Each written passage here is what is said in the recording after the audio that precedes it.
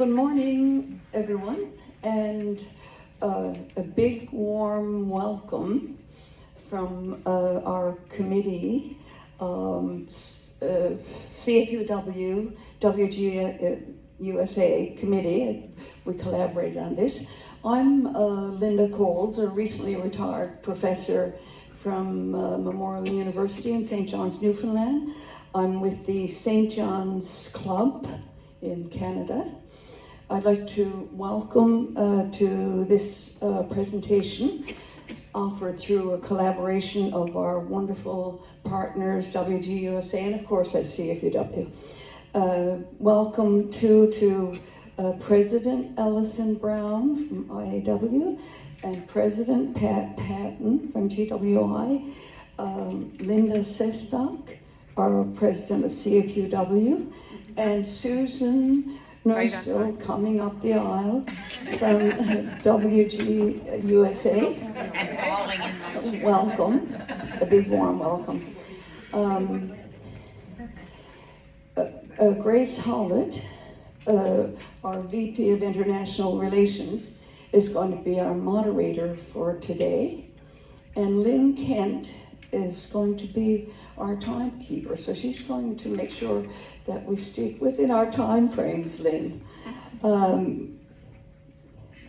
think that's all I need to say, because I'll pass it over to Grace now, and she's going to be our moderator. Grace Howard. Thank you, Linda. Good morning, all. So nice to see you here, so bright and early. We usually start our meetings in Canada with a land acknowledgement, and so I will do that today. The members of the Canadian Federation of University Women, CFUW, and Women Graduates, USA, known as WGUSA, respect and honor the traditional territories of our First Peoples, all across our two separate countries.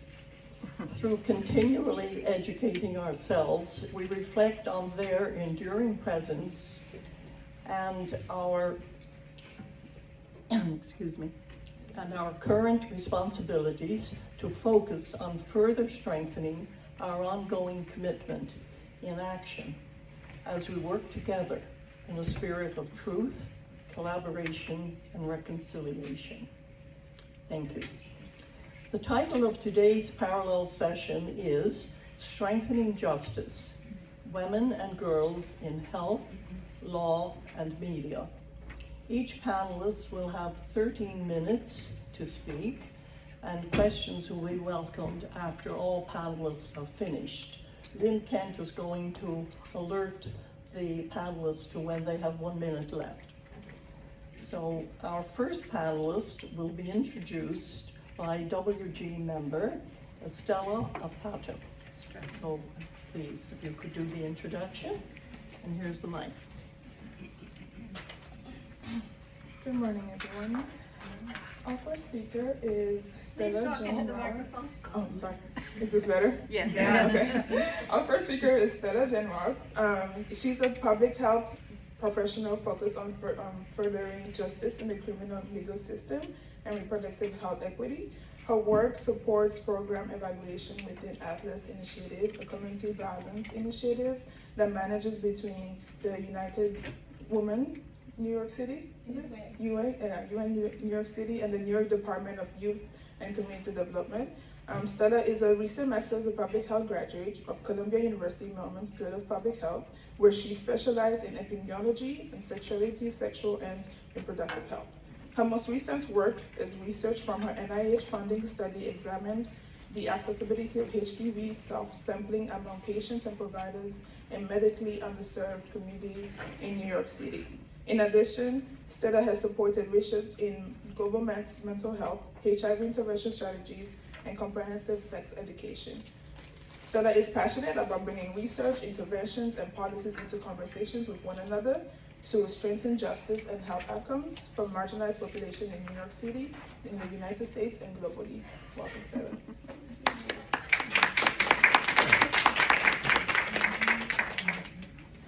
Great. Hello, everyone. Good morning. Thank you so much, Estrella, for that lovely introduction, and of course to Women Graduates USA and the Canadian Federation of University Women for having me here today.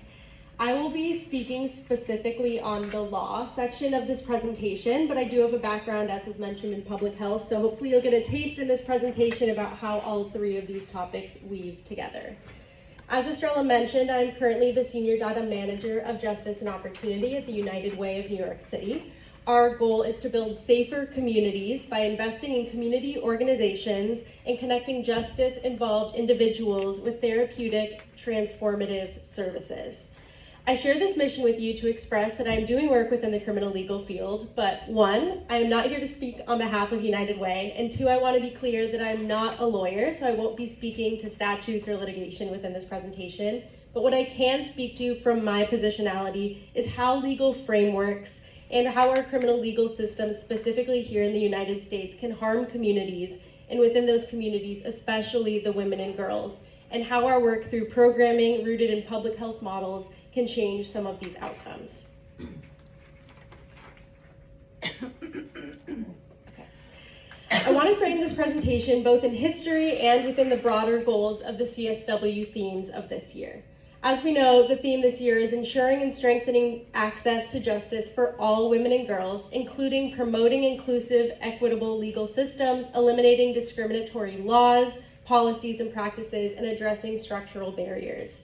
So we will meet that theme today by going through the many following places in the next 13 minutes. I will give you a brief introduction of how we got to where we are today, then we'll talk about how gender and race function within the legal system. We'll talk about interventions and the gendered gap of support within them, and then we'll get a little bit more hopeful and we'll talk about how we can strengthen those for women and girls specifically. Additionally, before I start, I would like to highlight that yes, we are speaking about women and girls, but there are many other marginalized gender identities that are also under-supported within our criminal legal systems and programming. I say that to keep in mind how our legal systems really harm transgender and non-binary individuals as well, so that we can keep them in mind while we continue this presentation. All right, so in the US particularly, the criminal legal system, and more specifically the policing system, started with slave patrols. The goal of slave patrols was for white people, slave owners, to monitor and enforce discipline among enslaved people. Additionally, this history expands into the US and indigenous communities as well. Colonizers used policing and violence to take lands that were not theirs at the expense of indigenous communities to whom the land rightfully belonged. Now let's look at how gender fits into this complex history. Historically, women have been underrepresented at all levels of our carceral system, including but not limited to police people, judges, prosecutors, correctional officers, and the list goes on and on. This is not surprising given the stigmas and the ideas that our society promotes around what positions women should be in and how they should and shouldn't act in those positions of power. This underrepresentation of women in all levels of the field lead to a criminal legal system that is made by men and for men. Therefore, women's needs within the system are not and have not been considered. To offer you a very concrete example of this, I'll bring in screening tools that are used to determine what custody levels people will be placed at. These tools were created by men, again for men, and in turn they oftentimes classify women as higher risk than their true level of threat. Because of this, they are put into places where the Vera Institute highlights that they are unable to use many jail-based educational, vocational, and rehabilitative programs, which otherwise could help them towards a faster release and also to be better prepared for re-entry after incarceration. Additionally, physical screening procedures like full body searches can be very traumatizing to many people, and especially to women who have experienced sexual violence, where responses from PTSD can arise. From this example, and the many more that I could list if we had more time in this presentation, it's very clear that this system was not built by women or with their unique needs in mind, which makes it even more important that our policies and programs begin to prioritize their needs now.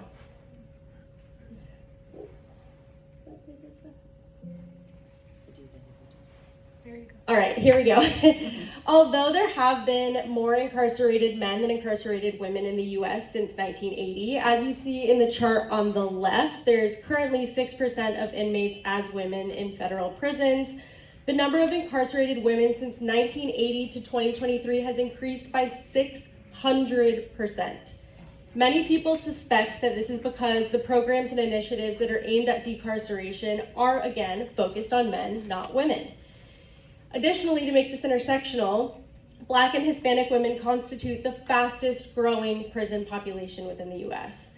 And when we look at just girls specifically, in 1985, girls comprised 19% of youth arrests, and in 2024, this went all the way up to 31%. Additionally, most incarcerated women are parents to children under the age of 18, with the average female prisoner having 2.5 children. And with this being said, we'll look at how this impacts the entire family unit. Over 200,000 American children experience the horrors of incarceration through a parent or caregiver each year. Lastly, female offenders are most likely to suffer from co-occurring substance use and mental health disorders, which adds to them being at risk also for recidivism and relapse after they are initially released. I want to briefly look at the social context that can shape someone's pathway into the carceral system. Many justice-involved women have experienced significant trauma even before their first interaction with the system. For example, nearly half of the girls in the juvenile justice system report 5 or more adverse childhood experiences, or ACEs, including high rates of sexual abuse, emotional abuse, and family violence. Exposure to these traumas can impact someone's support system and access to resources that would have otherwise been preventative to keeping them out of the system to begin with. Women's involvement in the carceral system is oftentimes connected to their trauma, structural inequities, and social perceptions of gender and race that lead to these inequitable contexts. Now that we have looked at some of the context that leads to women entering the system or re-entering it, I want to move towards the experiences of women who are actively incarcerated. Women have been referred to by the Vera Institute as the, quote, forgotten inmates. This is because they have many needs and challenges, some of which, of course, that are the same as male inmates, but some of which that are very different, and they don't have equal access to treatment programs or services to support them. When looking at women's health, we can look at menstrual health specifically. There have been legal cases, specifically one recently in Michigan, that highlight how women are denied access to menstrual hygiene products, to toilet paper, and clean underwear. There are high rates of STIs, sexually transmitted infections, and not enough medical care to prevent and tackle these infections within prisons and jails. Rates of breast cancer and cervical cancer are much higher among incarcerated women due to overdue screenings that are not being completed while they're incarcerated. And there's also lack of access to menopausal support for women as well. When we specifically move into pregnancy and birthing, we can look at the lack of access to contraceptives and family planning services that would be very crucial to current inmates for their knowledge post-release. Additionally, there's a lack of access to prenatal care and adequate nutrition for pregnant inmates, which increases the risk of them having miscarriages, stillbirth, or ectopic pregnancies. There's also a lack of abortion access in many places if there are unwanted pregnancies among the population. For women who are giving birth while incarcerated, the rules and standards vary very much from place to place throughout the US. However, some birthing people are given just 1 to 2 days with their baby after giving birth. We know from science that this has horrible emotional and physical detriments, both to the person who gave birth and to the child. And this is something that needs to be actively considered very quickly within the system. Lastly, we talked about that there's a lot of women who already have children when they enter the system. With this can cause a huge stressor while they are incarcerated because they are separated from their family. And in addition, there are very limited visitation hours, a lot of which happen during the day, where if they have school-aged children, the children are at school. So the children have to either choose between seeing their caregiver or missing out on their own education, which is not acceptable. Okay, so now that we've talked a little bit about what happens during incarceration, let's talk about what happens after. Again, moving on that caregiving support message, we need to look at how when someone is released, if they still do have custody over their child, they're likely going to have to jump right back into a full-time role of caretaking, which makes it very difficult, if not impossible, to also maintain a job. With the very expensive cost of child care as well, it's often impossible to even pay for that care with an hourly wage job. So we need to be able to give more support on that front. For mental health and trauma, we know that female people who've been incarcerated are more likely to be regular users of drugs, and also survivors of abuse, both from before their time in jail and also during, either by other inmates or also by staff members. They also have a higher likelihood of having mental illness or co-occurring disorders. Therefore, not only do they need support given the challenges and traumas that they likely experienced while incarcerated, but they also need support to process the many traumas that they likely experienced before their initial touch point with the criminal legal system. Lastly, we know that female prisoners are likely to be economically disadvantaged. This was probably already occurring before they entered the carceral system, and then the time that they spent in jail often led to a loss of wages, of their secure employment if they had it before, and of their housing. So therefore, once they are going through reentry, this can be especially difficult given that their basic needs are not going to be met once they are released.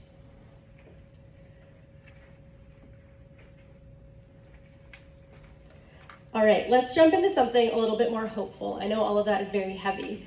So let's look at where we go from here. Luckily, there are some existing programs and initiatives that have shown to have very positive outcomes on incarcerated populations. The first I'll talk about is preventative initiatives. This is a primary prevention. So let's think about housing access, expanding healthcare, employment opportunities. Then we can look at alternatives to incarceration, or ATIs. This is more of a secondary type prevention. An example of this is community-based restorative justice. This is happening right here in the city with CUNY ISLG and MOCJ, the Mayor's Office of Criminal Justice. It's a program where you address harm by bringing both the person who perpetuated the harm and the person who was harmed to both be engaged in order to make reparations and show care from one another. We can also look at CVIs. Some of these are tertiary prevention and some of them are secondary. Some examples that we'll see here: cure violence programs and violence interrupters, where we use credible messengers to interrupt potentially dangerous situations before they become violent. Now, the issue with many of these, though, is that again, they're often tailored towards the needs of men since they make up the majority of the carceral system. So therefore, I want us to think about some of the ways that we can improve these programs to bolster the support of women and girls who are impacted. We can look at gender responsive screenings so that risk assessments can be designed to meet their needs. We can look at trauma-informed therapeutic services, given that many women need emotional and mental health support so that they can then build safe support systems post-incarceration. We also need to look at caregiving support so that they can receive high-quality free childcare so that they have time to find and use services that support their re-entry. And we can also look at financial literacy, professional development, and transitional employment, as those are important parts of the reentry process as well. Lastly, education supports women to reach higher and dream bigger. Education can open doors and career pathways with more sustainability and upward mobility. If we want to meaningfully address the growing rates of incarceration among women and the unique challenges that they face before, during, and after the touch points with the carceral system, we must as a whole system move beyond punishment and toward creating responses and programs that acknowledge their experiences, recognize their trauma, center their dignity, and prioritize their long-term healing. Thank you.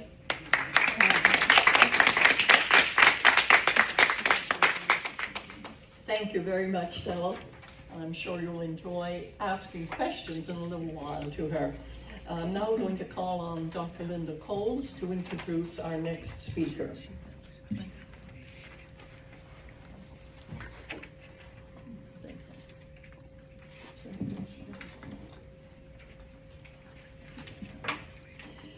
It's my pleasure to introduce Dr. Susan Murray.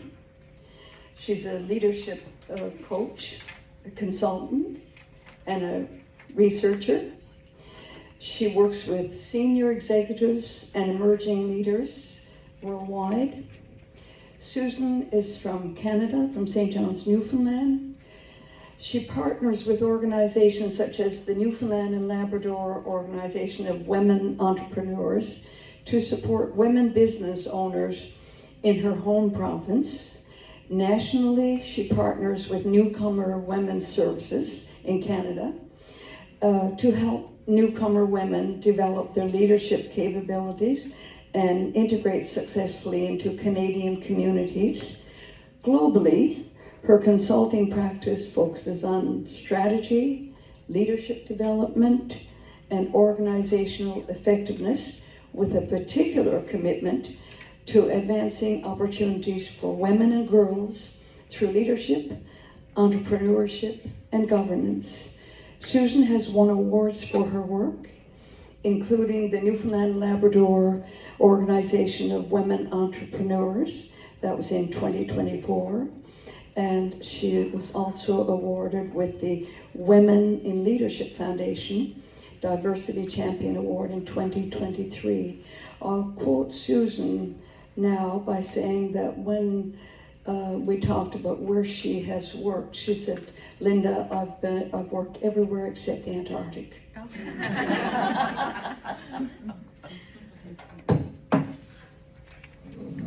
Thank you so much, Linda. I'll use the microphone as well, so I don't have to overraise my very loud voice.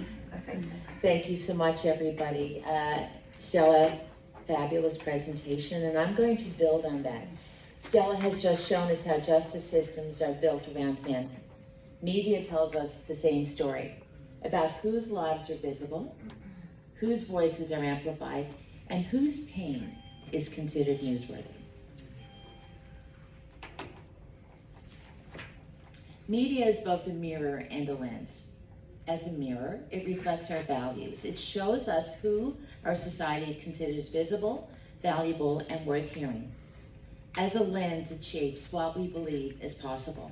It determines which stories are told and which are erased.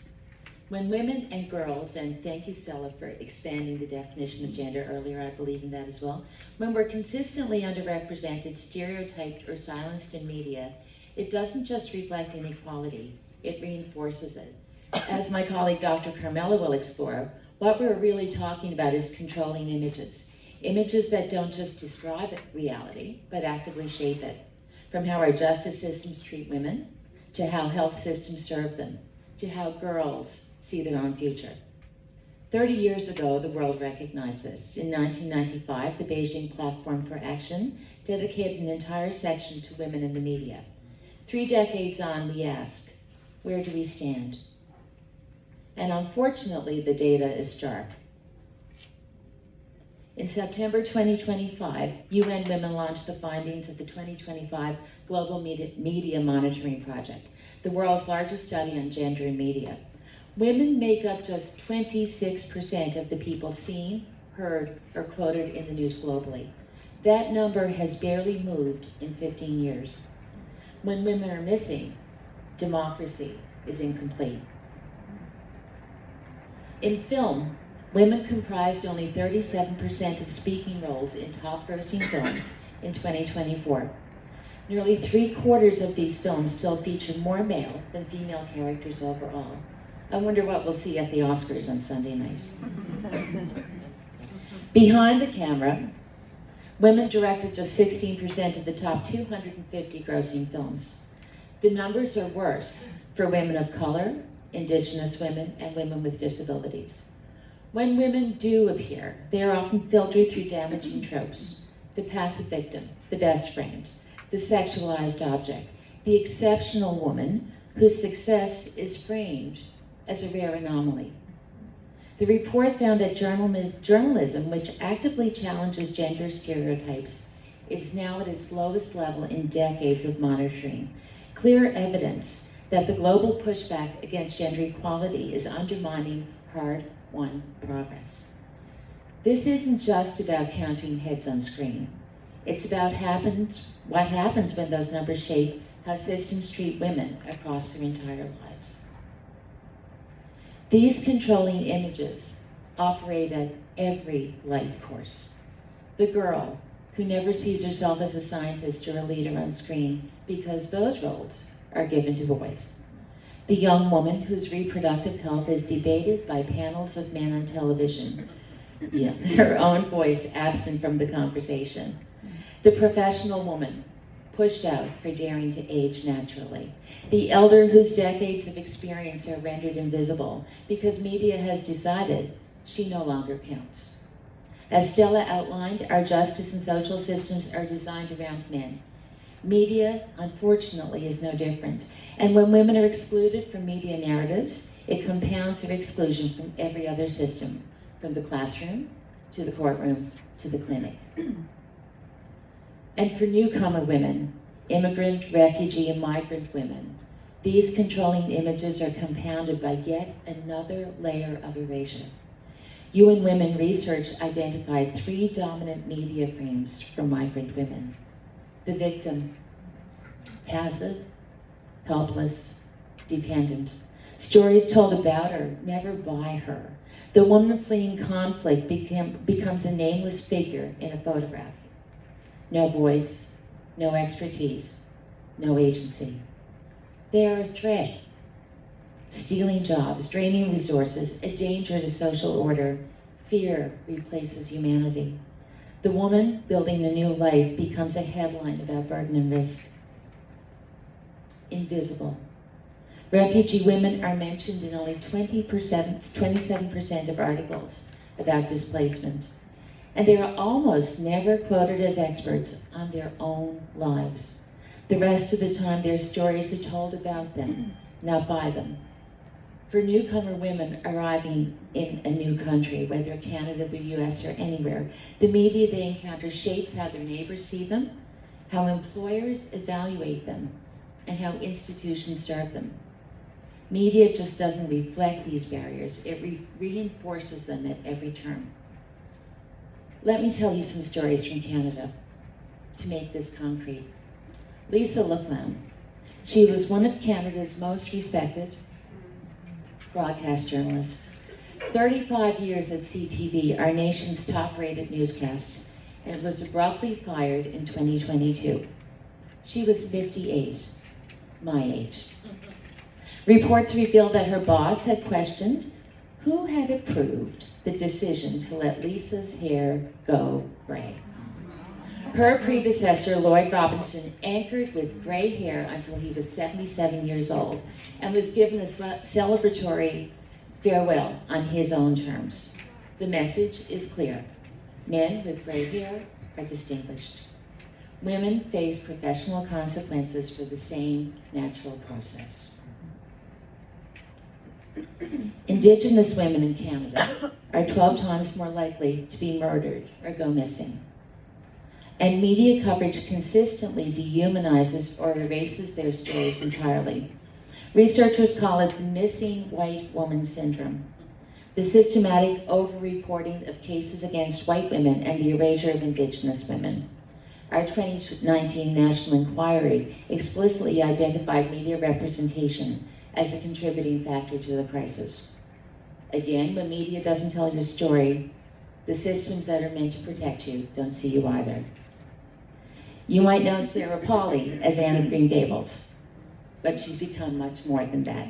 In 2023, Sarah Polley won the Academy Award for Best Adapted Screenplay for the movie Women Talking, a film about women finding their collective voice. And yet her success is the exception to the rule. A major study found that at the current pace of change, Canada will not reach gender parity in film until 2215. Not 2025, not 2050, 2215. The talent is there, but the system isn't. 3 current Canadian stories, 3 forms of barrier: gendered ageism, deadly erasure, systemic inclusion. But they're all connected by the same thread: institutional power used to control whose voices get heard. But let's see what does work. If media can entrench inequality, it can also dismantle it. And we have the evidence. I have several for you up there to think about, but I'd like to focus on a very local one for me. Right here, right in Canada, in my home province of Newfoundland and Labrador, this nonprofit has been tracking gender data in our film and television industry since 2012. Women in View with its data first shared at the St. John's International Women's Festival in Newfoundland. Their research uncovered something powerful called the showrunner effect. When women lead productions, 53% of key creative roles go to women. When men lead, it's only 14%.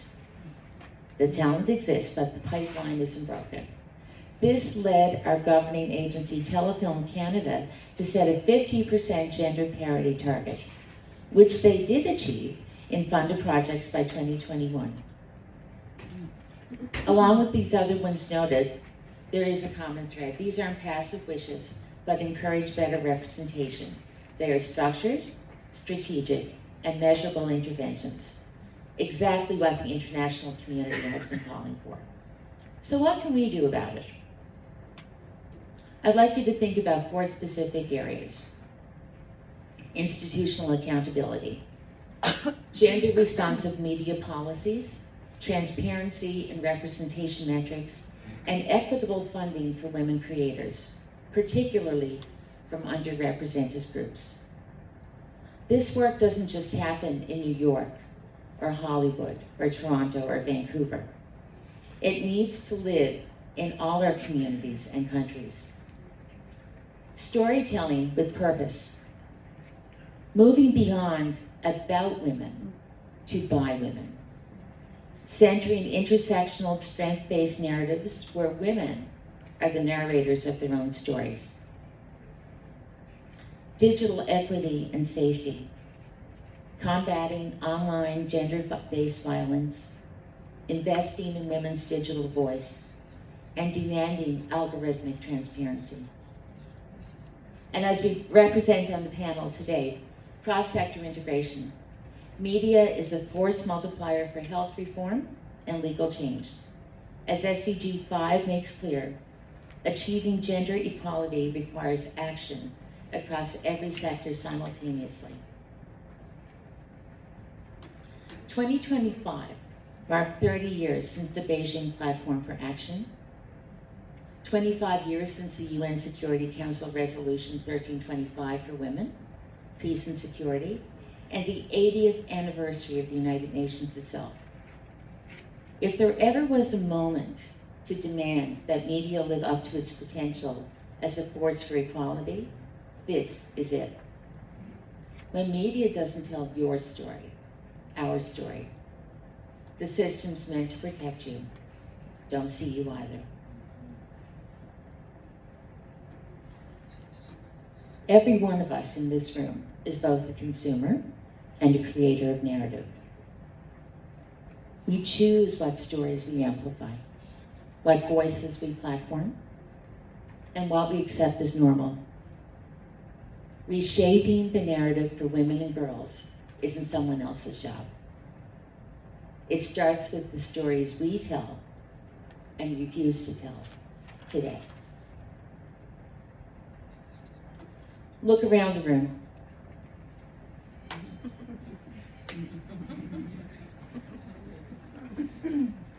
Women are the majority here. Women drove the agenda. Women organized this session. Women are leading this conversation. Now think about this. We started with the number, 26%. Yesterday, I did my first time to the UN. I did a tour, and I was privileged to do the tour with a group of a model UN class from San Francisco. I thought it was all boys, and there was 3 young women in the background. 26% yesterday. That's also the share of voices in global news that belong to women, which means 74% of the world's story is being told without us. Now, if 74% of men were invisible in media, we wouldn't call it a gap. We'd call it a crisis. We'd call it a democratic emergency. We'd have task force and summits and emergency resolutions. But when 74% of women are invisible, we call it normal. And that's what we're here to change. And in my last 30 seconds, if I could share one message, I don't? It's up. It's up. Thank you, everybody.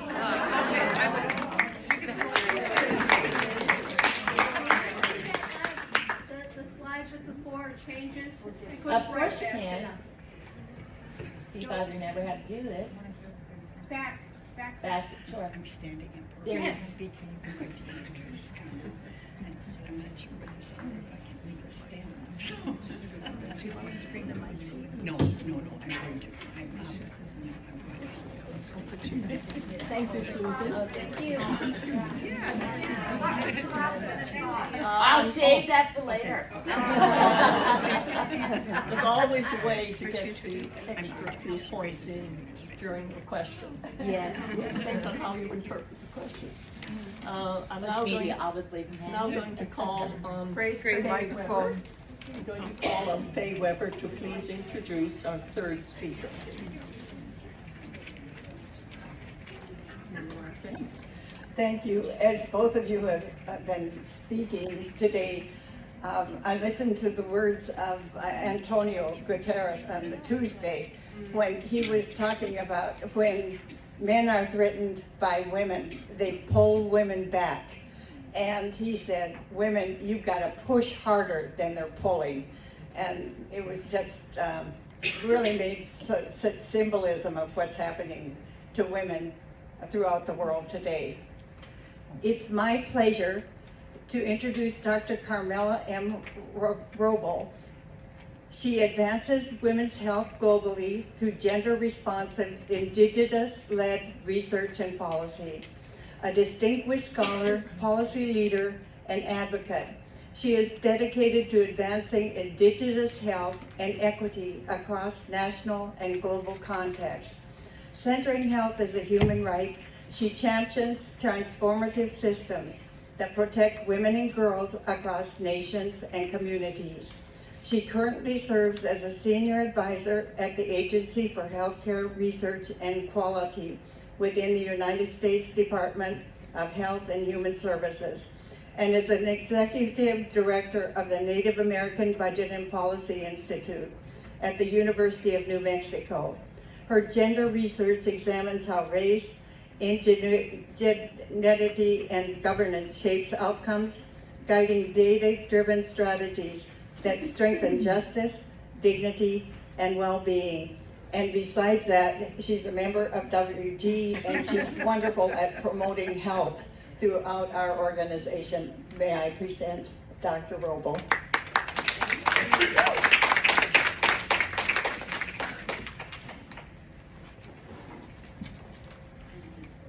Thank you. So, kundawaha sengitamo navihawa tampovi anamo. My name is Sunflower Carmela Roybal. Today I'm here as a private citizen and the executive director of the Native American Budget and Policy Institute at the University of New Mexico. I was sitting there saying, "Go Stella."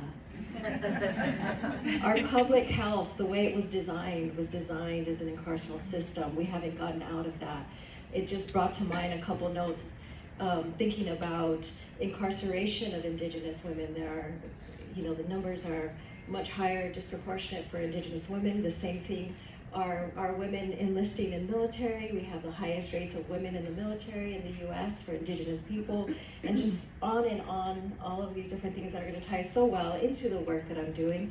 And I love really hearing from the narrative and how powerful and important and how we have the power to shape that. So I'm going to provide something a little bit different, which is a framework for action. But I'm going to do it on my terms and in our way, and the way that we do it among our Indigenous communities, which is many, many, right? We don't just serve the 23 nations in our state. We look at all 575. We look at all of our communities in Canada, New Zealand, and globally, okay? So Indigenous people across the world. So this is why we do this, because we believe that we are all interconnected, and if we take care of one, we take care of all, right? And we can pass these frameworks, and we can share, we can work together to kind of work through this. But I'm going to show a couple examples of how we've done this and what you can do when you get back to start thinking about. So a spider's tail, this came to mind when we started putting this together. Maybe not what everybody else had in mind, but it's an Indigenous framework for health justice. Because I don't want to tell the story. I want to change the story. I want to own that story. I want to invent the own story. And I want you all to be part of that. So I'm going to see if let's see, okay, there we go. So I'm from Okeowinge. It's called the Land of the Strong People. That's what our name of our pueblo, our village. It's in the northern Rio Grande, between Santa Fe, New Mexico and Taos, New Mexico. We're one of 19 pueblos. We're a Tewa-speaking tribe. This is my family, and that is my positionality, and this is the position that I come from when I do this. So a little background for those that are being introduced this time into indigeneity and global indigenous individuals. There's 575 in the United States, and you can have some of these slides. I'll just kind of briefly run us through them. Right here I have 5.2 million American Indians in the United States. It's more about 8 or 9. I think our census eliminates large swaths of our population by their definition. So we're about 8 to 9%. And if calculations early on are correct, we were a nation of about 80 million on this continent alone, in the United States alone. So we can do the math, right? We're less than 2% and we're fighting for that, 3%, 2% recognition. Of course, Canada with its First Nations and our relatives in Canada, we are so grateful for them. All of the communities there. We share lots of information back and forth. We work on a lot of these initiatives. And so it's really important to cross those borders and tear those borders down, because Indigenous people, we did not have borders. We did not have borders. This was not yours. This was not ours. This was our mother. Okay. So moving forward, modern erasure. This is some of the media and all these different pieces come out, and we never talk about really what's happening on the ground. But as a person in a community, these are the stories I hear. So this talk is just going to walk through a couple of the issues and how we started to address them, and the framework for different items and areas that you can pick from. So these are stories that have been erased, like premature death among Indigenous people. So we have lots of communities in the US where on reservations where the life expectancy is 45 years old. Oh, God. We have entire communities where many of our men have already passed before their 35th birthday, including myself, who have lost 2 brothers. It is not uncommon for us to lose large swaths of our population right before your eyes, okay? Environmental health, extractive industries, we don't talk about the impacts that has on the ground. Violence against women, girl, and relatives, and maternal health. And the reason I put this in a circle, these are our stories, but they're all interconnected. And if you're looking at them in a linear fashion, you're gonna miss it. In fact, you're gonna create programs that don't have impact. And we're gonna come back and say what we didn't do and how we gotta figure it out again. So I'm gonna let you know right now, every single one of these stories are connected to the other, and somebody in this room might have that answer, okay? And this is what we do as a web. Over here I have this picture of livestock.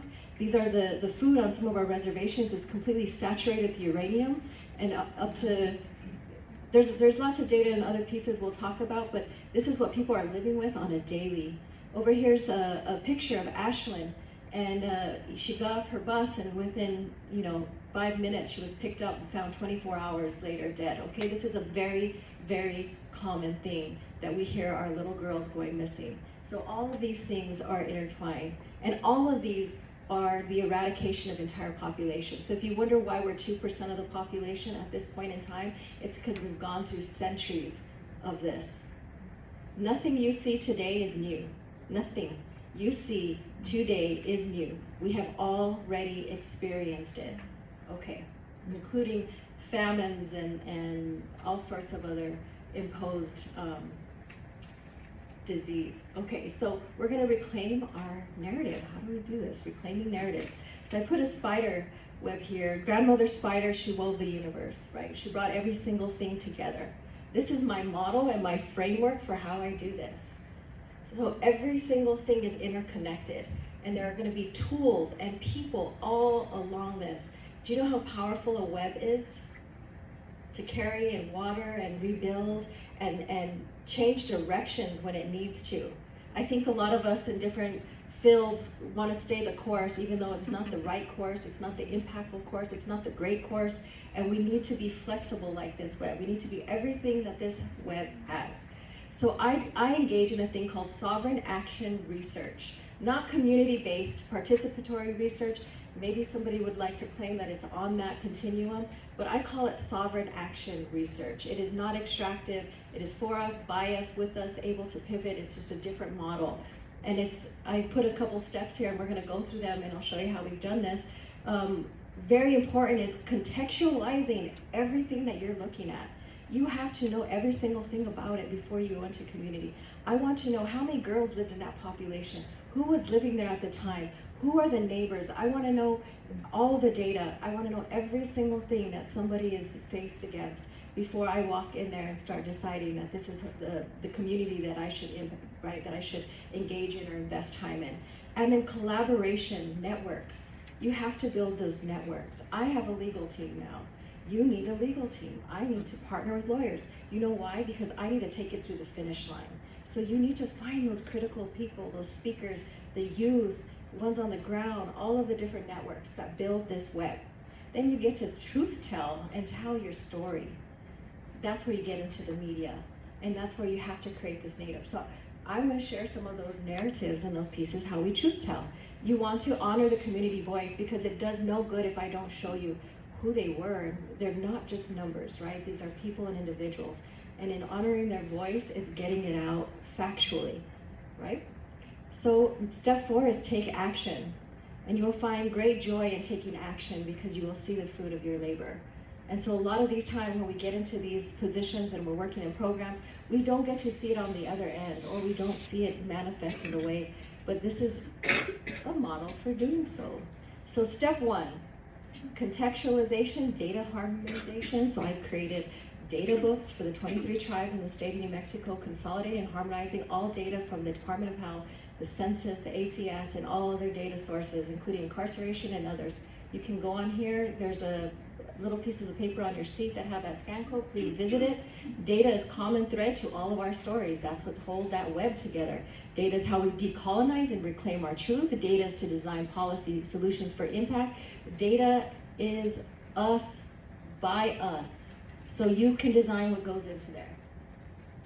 Now, some of the data we pulled that really triggered, and I'm only gonna read small pieces of this, but one of the most shocking pieces of data that I came across early on in my research, this is from 2016, a Native American female child between the ages of 1 and 4 has a rate of premature death 56.6 per 100,000.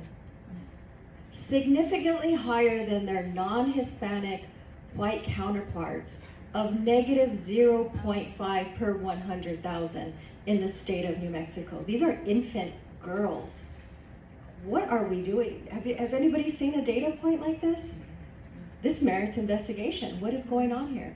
This was a trigger for some of the work that we have engaged in. Now, NABI, as part of our efforts, we have supported the building of a cabinet-level Department of Early Childhood Education and Care in the state of New Mexico. You can go online and look at the ECECD. It's a cabinet level. We have the first 2 Indigenous, Native American assistant and deputy assistant cabinet secretaries. I'm not sure how many are in the country, but I'm pretty sure this is pretty novel. Okay, so we continue to facilitate New Mexico Early Childhood Task Force for the tribes. And so and now New Mexico is implementing free childcare, and the Institute is going to support, get that out and get that built in the tribes. So we have universal childcare. Yeah? Okay, you probably saw it in New York Times. Okay, this is where the work goes and where it leads to. So violence against women and girls, same thing. We started supporting and facilitating the MMIWR task force in the state of New Mexico. It had 6 individuals on the task force. We pulled data. When we pulled the data, we were able to respond and let them know that there were 715 reported cases between 2014 and 2019. This number is almost a third of the total population of missing persons of women in the country. And this was only in 3 counties. So our data is severely undercounted. Does that make sense? You know how we did this? We went and called all of the police departments and we IPRA'd them and we pulled their data in and we consolidated, and then we gave that to the governor. The governor took that, she declared MMIWR Day and released an executive order. The executive order turned into a 40-person task force. That is what exists today. Now it's spearheaded by the DA's office, and they are continuing and they're building out an MMIWR Data Institute, which I am bidding for because I think it is really important. But data, these are the reports. You can go on, you can look at those. These are just examples. Now everyone, have you ever seen a map like this? Do you know what this is? Any clues, inklings?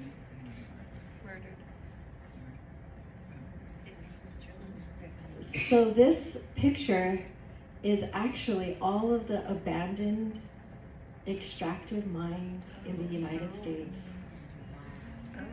This is uranium. This is your coal mines. These are all of your heavy metal. When we talk about land and body and this is our sacred land here, right? Okay. This is all the extractive mines. I got the converse, speaking with people from the community who had uranium in their food supply, on their lands. Their kids were playing near the uranium crack. I needed to find out and get the data and find out how far did this go?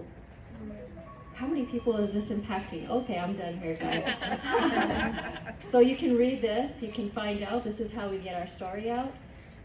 Same thing, we collaborate, and then we build programs, successful programs that have impact, that build systems, that resource share, and that build generational systems of safety for women and girls globally. Kundawaha, thank you.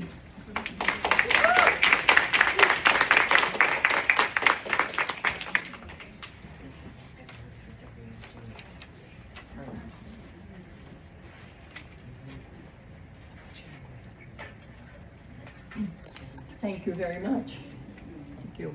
We'll now move to the Q&A section. And anything from either of the three speakers? Yes. I think everybody wants to hear the message. Yes, yes. Always leave them hanging. I thought you was finished. It's probably, I hope, it captures our three voices here. And because I work with a lot of young women, I wanted to direct something specifically to young women. And it's this: if I could share one message with every young woman in this room, with every young woman around the world who's aspiring to lead.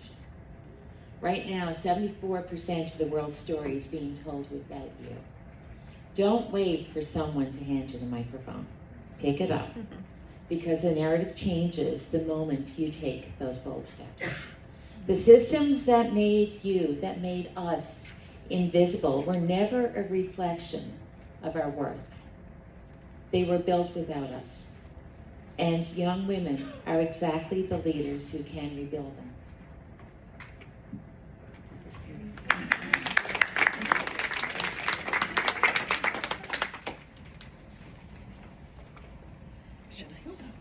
And now we'll move to the Q&A, please. You can direct your question to Stella, Susan, or Carmela individually, or you can just say your question and they can decide who will respond to it. Grace, if they'll stand, and then if we don't hear, if you'll repeat the question. Oh yes, and we would like you to stand and say who you are, where you're from, and then your question. So, who's going to ask question number one? Over there, she had her hand up first. I'm Shanti. I'm from the San Francisco Bay Area. I'm a teacher of 4-year-olds to 18-year-olds. I'm an artist and a dancer. My question is always prevention. So I hear a lot of prevention moves in New Mexico. So in the incarceration system, one reason I work with 4-year-olds, and I'm already getting warnings about this person or that person, 4 years old, is to help them with communication skills and really knowing the difference between right and wrong within the culture. So I'm asking you, with all your insight, what would you do to prevent people from getting incarcerated? I'll pass the mic to you. And for future, for other questions, if you'd like to come up here, take the mic and ask your question, that's fine too. Thank you so much for this question, and thank you for all the work that you do with children. Both my parents are teachers, my partner is a teacher. I really value that work, so thank you. And that's a great question. That's really where my public health background comes into play, is because ultimately interventions are great, but if the system was fixed, we wouldn't need interventions. So that's exactly what we need. I think a lot of these start with basic needs being met, is my main point that I will make. I think that housing first is very important. If people do not have a stable place to sleep, they will not be able to function in the way that they want to. I mean, who here in the room is not the best version of themselves if they've slept less than 8 hours? I know I can say certainly that is me. I think housing is very important, and stable housing is very important, especially so that people can build communities and have people around them to support them within their community. I think, did you want to jump in? Yeah. She's taking the mic. I'm going to tell you that in my research, 100% of the women and the caregivers and the families that I interviewed across white, Latino, Indigenous, and all populations to find out why their daughters were incarcerated or were dealing with the opiate crisis, they had been raped in school, in the church, and in the systems early on within families. If you want to prevent, the education needs to be where the educators are.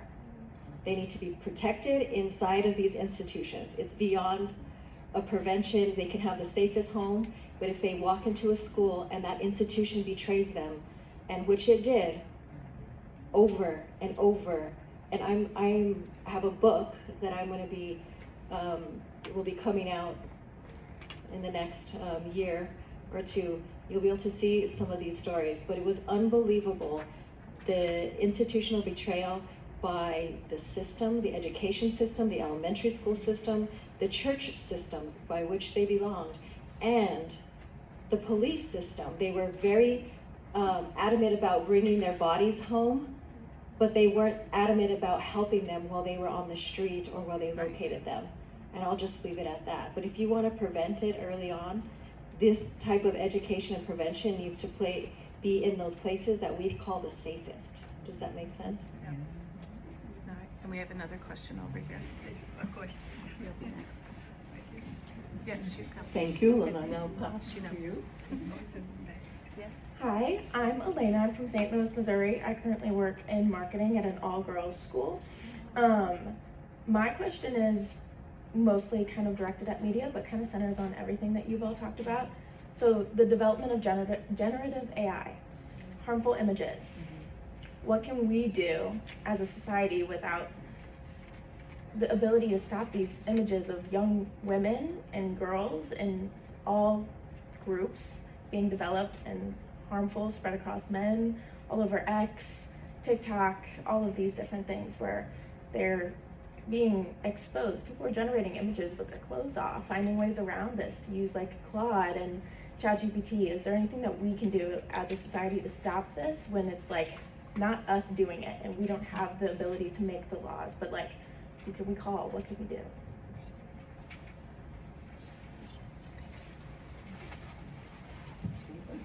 What a great question. Thank you so much. I go back to education.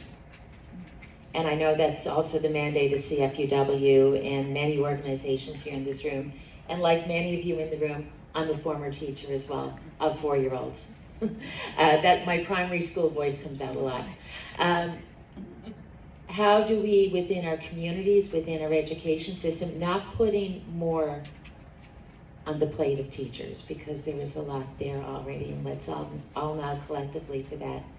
But how can we use our collective voice in our communities to create policies at the school level, at the local level, at the government level, those institutional frameworks, that accountabilities, to help stop that from happening? Does that mean we need to have policies in schools about generative AI? Yes, we do, but we also need to recognize that it is here to stay and that we need to develop the skills and knowledge around using it wisely. Not just in school, but across our community as well. From those policies, I also suggest policies building up and building down at local, we would say provincial and federal levels in Canada, to make sure that we have policies and systems in place to support that. Most recently, an unfortunate example in Canada, it wasn't generative AI, but it was the use of open AI by a young person in Tumbler Ridge, British Columbia, who used AI to figure out, and ChatGPT, to figure out the best way to attack his or her schoolmates. Thank you. It was tough to say that word. I know. And luckily things are being done about that at a policy, federal, provincial, local, and school community. Education matters, and the more that we can do that at the school level, and then working our way through, I hope that that makes a difference. Is anyone else on the Yeah, panel? we Right have, here. sorry, Grace, Grace. we have someone here. Unless somebody else wants to answer. Hi, I'm Penny Rankin from the National Council of Women of Canada and the President. How do you, and again, this has to do with media. This is going to be. When I turn on the TV, when I turn on the TV now, particularly if I'm looking at American television and news, I see a lot of women's faces. How do we balance that reality, including the face of the woman who stands outside the White House, for example?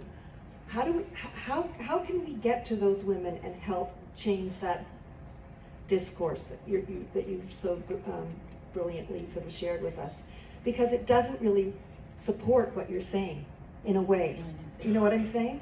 So I want to know what your feelings are about that, and what pressure we might be able to put on media companies to give those women, hopefully, their real voices. Thank you. I feel like I'm defending my dissertation again. No, I anticipated that question, because when myself, Linda, and Grace were in media in Newfoundland, it was all women in the room. It starts with the stories. I'll grab a quote that we tell and refuse to tell, but it also starts with, we need to own that first and unpack some of our biases.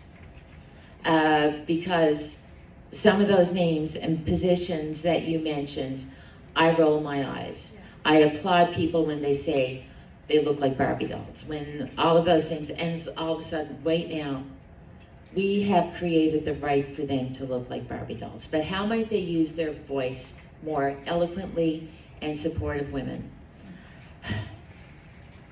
How do we build political voice? How do we build voter voice? I know in Canada, it's a little bit different for us, but let me go back to the Lisa LaFlamme story. There's people, I didn't share it on screen, but there's people I know in media who said, well, you know about her, she was this or she was that, and they just use that as an excuse to get rid of her.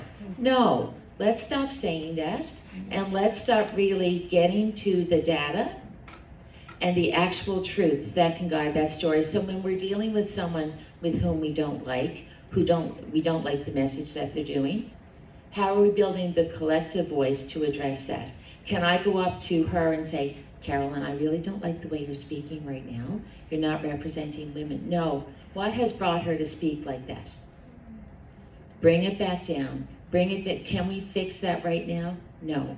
But we can create the next generation of young women who want to be doing that through education, through policy, and through more effective practices, so that this doesn't occur. It can also occur at the political level and start to build more collective voice, not just of women, but of people who don't stand for things like that too. And that's where education comes into play.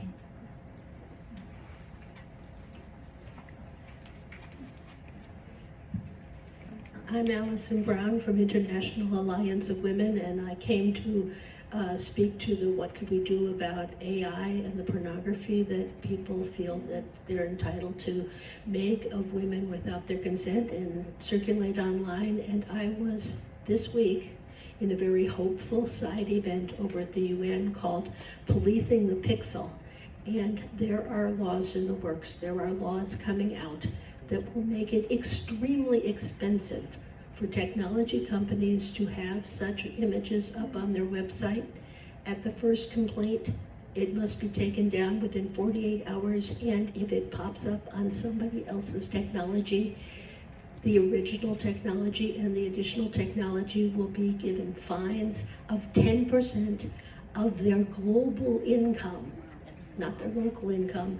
And if they track down the perpetrator, they're going to give them up to 2 years of jail. So there are laws in the works that are going to make it very unpleasant to do with AI what is currently being done everywhere.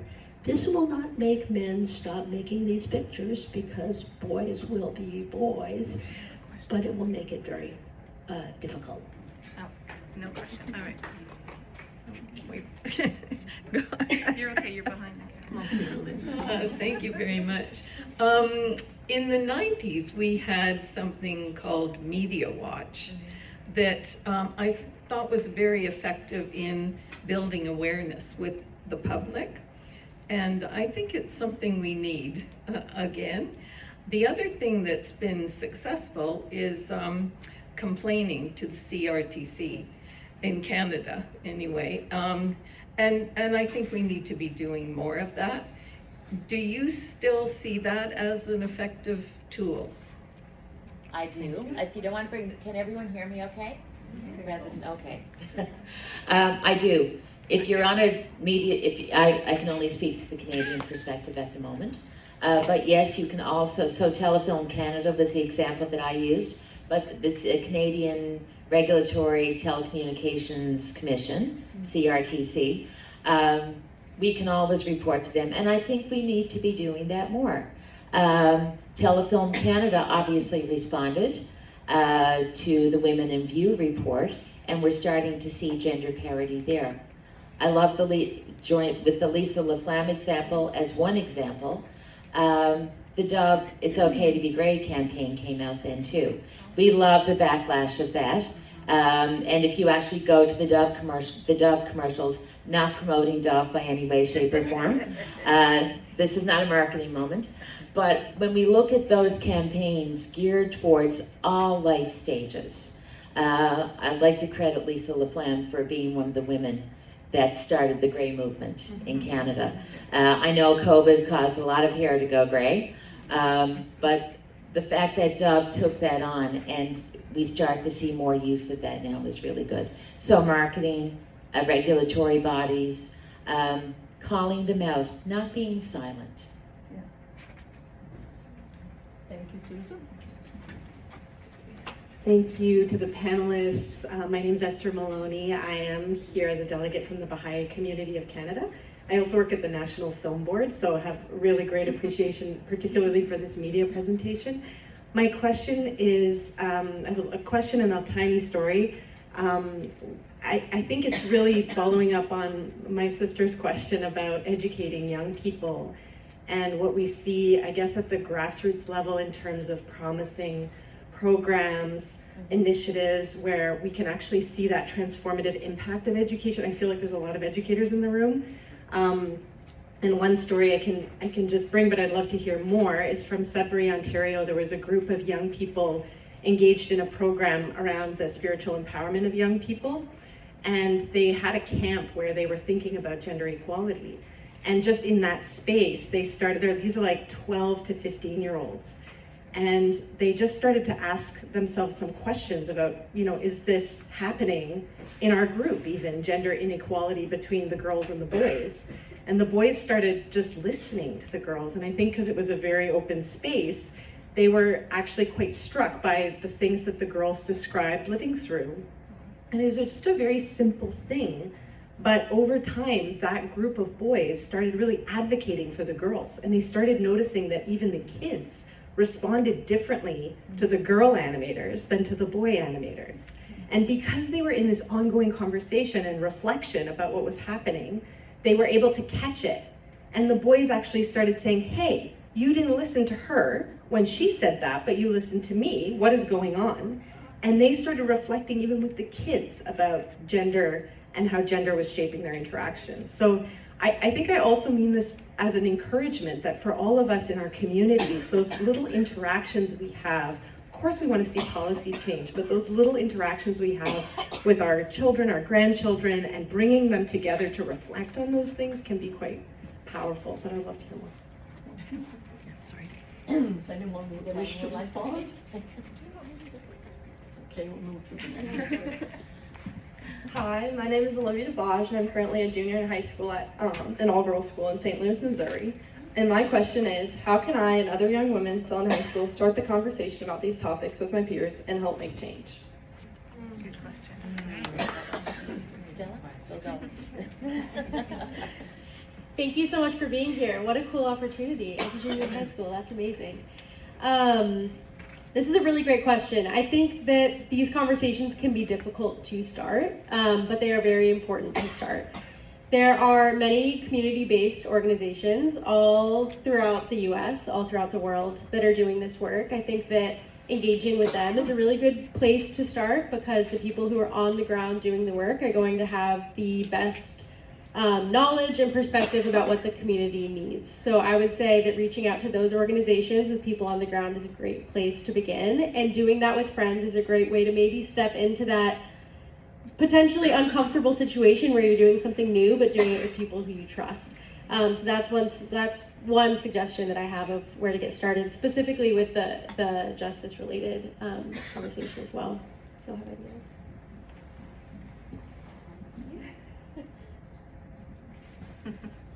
So you can start your work and there's probably a topic or an idea that you have right now at this moment, and you can turn that into some sort of infographic, some sort of white paper, policy brief. Collect your information, you got to put it on paper.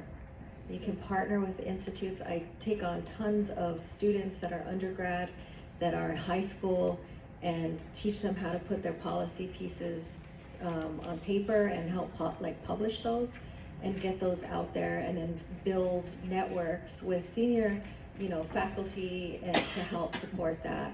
And then, but the exploration, and stay very curious, and the why until you get to the bottom, and don't stop. I love junior high. Who says that ever? One thing that you might want to try when you go back to school, if you're not doing it already, look around your school and see the images that are used in the school to talk about the different genders in your school. And kind of do an audit, and then start to build that data, and then start to create images that are representative of your school community.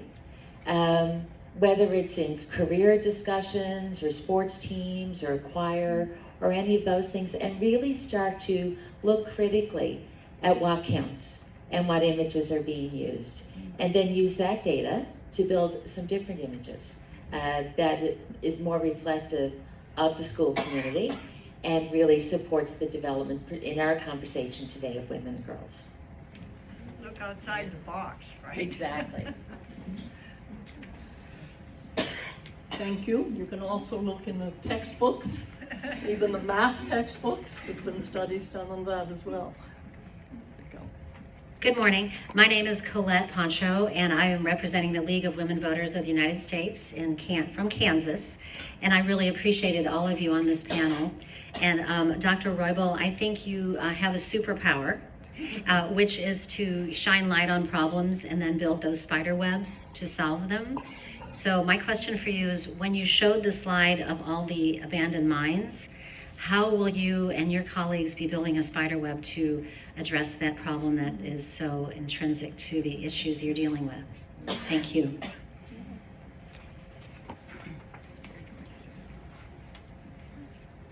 So when we heard the original story, it's not good enough. And what I heard was that the majority of people who had lived around those mines never received health care, never were screened, never were provided support.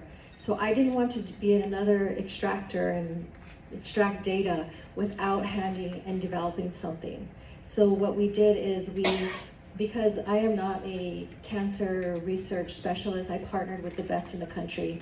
I partnered with Roswell Park. We pulled a grant and we built a patient navigation program to walk people through screening and through aftercare. What we found is that 74% of individuals in the state of New Mexico who have been screened positive for cancer never received treatment. And so we built a program to change that. And so now we have, as part of that environmental piece, we have a patient navigation program and environmental policy program.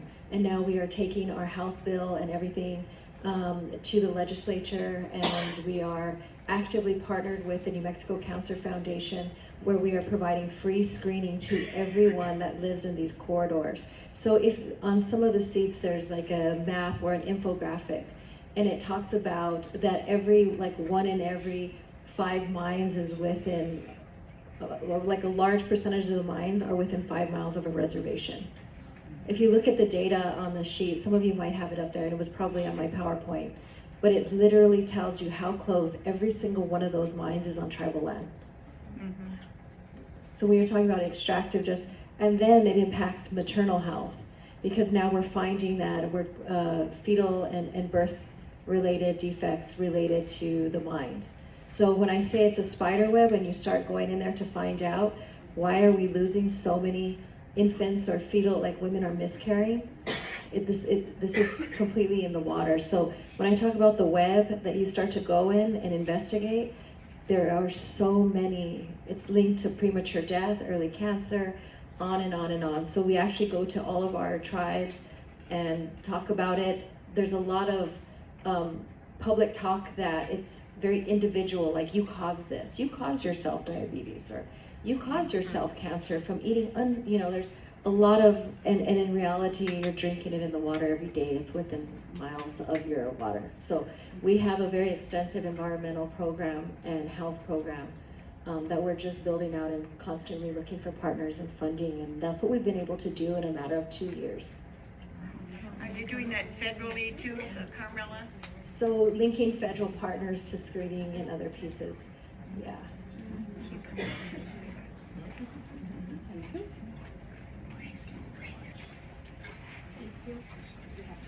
So my name is Emma, and I am representing Girl Scouts of the USA. I'm also a junior in high school, and my question actually has to do with one previously. I'm from West Virginia, which is a very rural area, and we have lots of abandoned mines. While I might not have seen them on the map, I know they're there. And I was wondering how you try to get healthcare into very rural areas where there might not be that access from other larger organizations. We need a very quick response because we do have to leave the room and let someone else come in. I have a very interesting for West Virginia. I have a comparative study with the state of New Mexico and West Virginia. We look at all of the abandoned mines, the uranium mines in New Mexico and the coal mines, and we've also linked it to the opiate crisis in both states as an opioid driver. So that's something that we're working on. It's a book project. I have a partner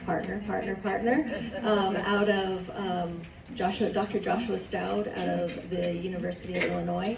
And so yes, we are working, there's links, and there is a lot there, and I have all of the mines in West Virginia mapped and included in that picture. Thank you. Hello, my name is Kaylee, and thank you so much for your panel. It's been very informative. I'm a biologist, and I work in field ecology. And when I started my education in biology, I'm part of the generation that we're going to save the world. It's on our shoulders. It's quite the heavy weight. And I thought studying biology would show me the answers and show me everything, but it showed me more problems.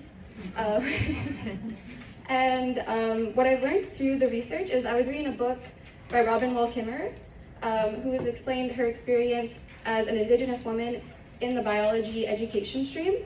And Indigenous women have been barred, or Indigenous people have been excluded from biology, from science, from research. And the foundation of science is based on women have been excluded, every woman. And a lot of those systems are very extractive. You can't go through biology without killing an animal or treating another species as less than you. And a lot of researchers like to work with Indigenous groups, but sometimes they don't do it properly. They go in with their ego and they go in and try to change things and not listen. So my question is, as a biologist, should we integrate into this web and uplift Indigenous voices in order to make real change?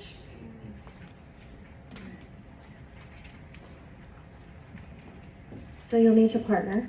You need to get on our web. I have a team of astrophysicists on my team, and we are building STEM for children. So not only are they doing we hold star parties, and not only are we working together, I work with the Yellow Mountain Institute, and you can visit our website. You'll have to partner, because you're absolutely correct. But as you all know, Indigenous people have been biologists since the inception of time, and our medicine goes far above and beyond anything that Western medicine has even touched to this day.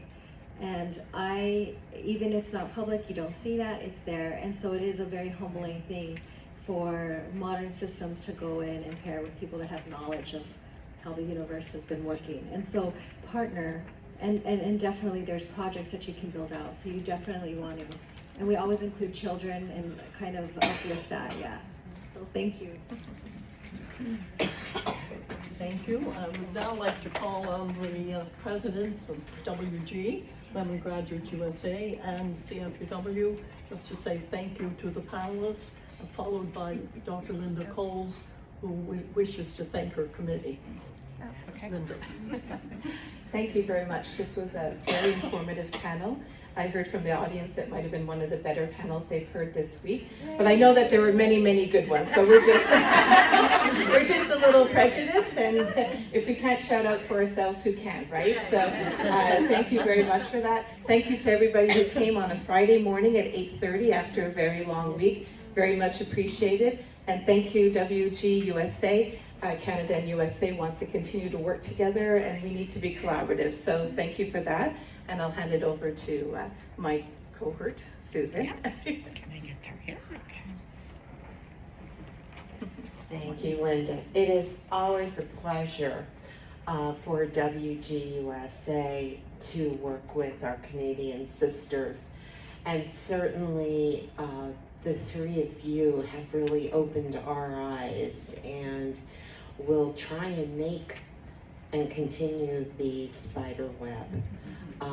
It is, when I think of the energy that these three women have shown this morning at 8:30, we can only go upward. When I read a book about Vance, I forget her first name. But anyway, the title of her book was "Giving Up is Not Forgettable." So we can't give up. So we need to build that spider web. So I thank you. Thank you. And I want to say a special thanks to Faye Weber, who was part of the committee. Faye is a past president of WG.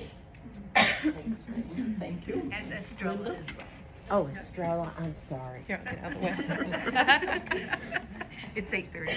No, that's the problem when you don't know who. Anyway. Thank you. As chair of this planning committee for this event, I'd like to thank the members of that committee. Some of them are here today. Grace Hollett, Linda Sestock, Lynn Kent, Faye Weber, and a couple of people from our national office, Jamie and Camila, who are not here today. Is there anybody else here in the audience that You could say special thank you to Barbara DeMullen? How could I forget the one that I've been sharing coffees with this week? Yeah. Too much sharing. No, Barb's wisdom has been informing our committee all the way along. I'd like to thank the panelists too.